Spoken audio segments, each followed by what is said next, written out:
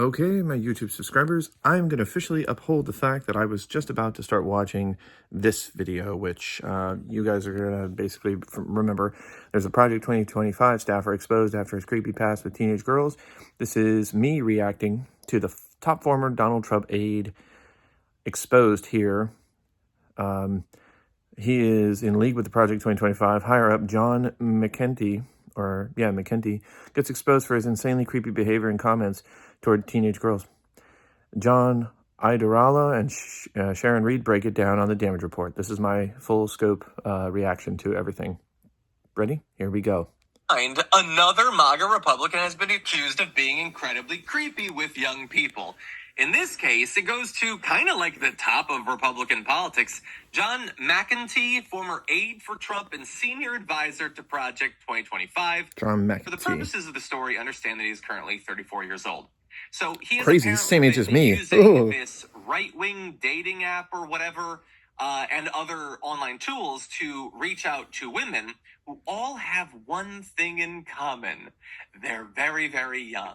And that isn't necessarily that bad. These women are not 14 or 15 years old. He's not being claimed to have broken any laws. But we get to evaluate what people did and how they did it and the things they said and whether that qualifies them as a big old creep.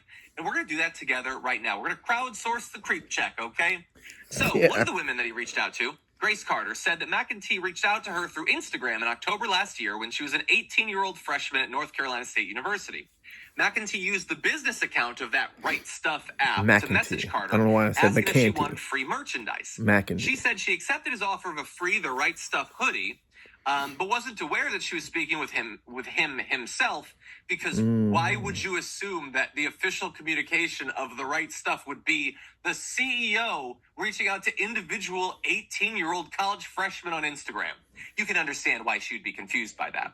But here's a shot, by the way, of him promoting the app on Fox News. Again, he's connected to all of these people, so she rarely responded to him, but he still went on to offer to bring her and a friend to L.A. She said she responded in a trolling way to see if he'd follow through, but the conversation ended when she decided that she wouldn't visit him over her winter break.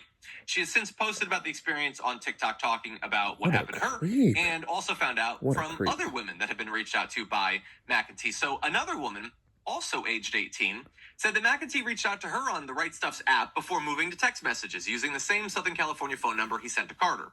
Over text, he sent her clearly identifiable selfies and began mentioning explicit sexual acts that made her uncomfortable and encouraged her to come to California. And here's the fun part of the story. Quote, "It was very sexual from day one. He kept making comments about my age and how hot it would be to sleep with someone who was my age." To be clear, thinking of Law and Order. He didn't make those comments and she overheard him tee-heeing to himself. He made those comments to the 18-year-old. The fetish that he had, he wanted her to know about. Asked to recall the conversation, she says he would say things like, "I come and visit you and we hook up," or whatever. "You should bring one of your friends," or "You should take a couple of your friends," and was verifying that my friends were the same age as me as well. It was not enough. Red in flags. This fantasy that he was sketching out. Whoa. That he's going to meet up with an 18-year-old that he's only talking to because she's 18, and she would bring along some of her friends.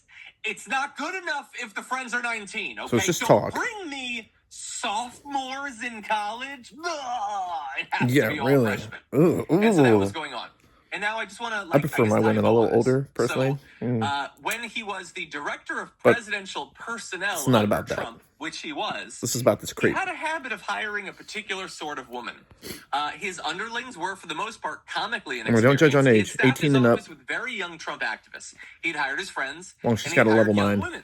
As one senior official, good mind and a good heart. Quote, "The most beautiful 21-year-old girls you could find, and guys who would be absolutely no threat to Johnny in going after those girls." Quote, "It was the Rockettes and the Dungeons & Dragons group," the official said.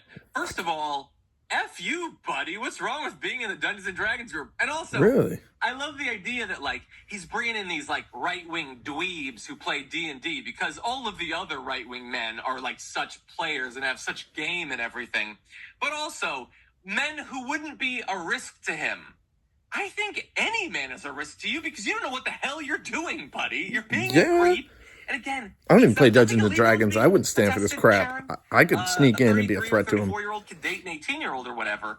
But it's when you He was are talking, sorry. hunting them like injured wildebeest and Yes. then telling them how hot. Hear him say that one more time. In these like right-wing dweebs who play D&D, because all of the other right-wing men are like such players and have such game and everything, but also men who wouldn't be a risk to him. I think any man is a risk to you because you don't know what the hell you're doing, buddy. You're being a creep.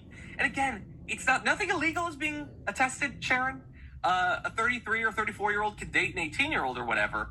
But it's when you are hunting them like injured wildebeest and then telling them how hot it is that they're 18, and that's the only reason you're talking to them, and please groom more 18-year-olds for me, it starts to get a little bit weird. What do you think? Weird and gross.